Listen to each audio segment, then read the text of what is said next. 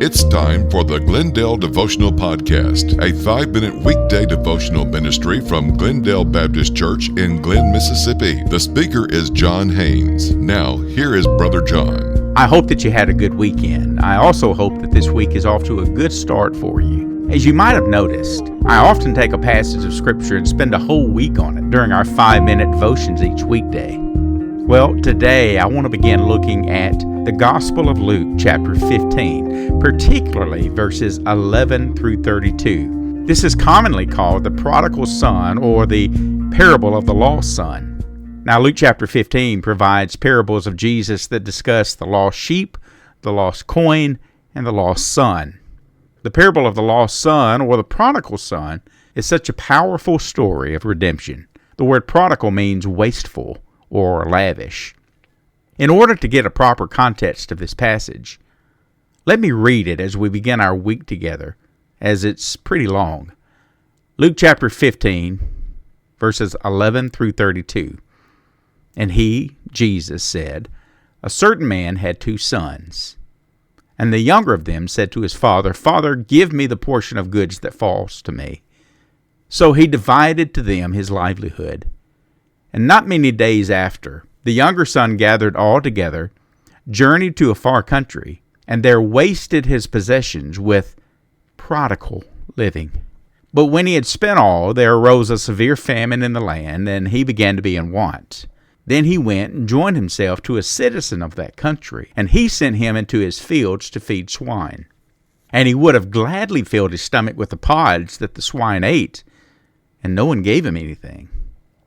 But when he came to himself, he said, 'How many of my father's hired servants have bread enough to spare, and I perish with hunger? I will arise and go to my father, and will say to him, Father, I have sinned against heaven and before you. I am no longer worthy to be called your son. Make me like one of your hired servants.' And he arose, came to his father. But when he was still a great way off, his father saw him and had compassion, and ran and fell on his neck and kissed him. And the son said to him, Father, I have sinned against heaven and in your sight, and am no longer worthy to be called your son. But the father said to his servants, Bring out the best robe and put it on him, and put a ring on his hand and sandals on his feet, and bring the fatted calf here and kill it, and let us eat and be merry. For this my son was dead and is alive again. He was lost and is found. And they began to be merry.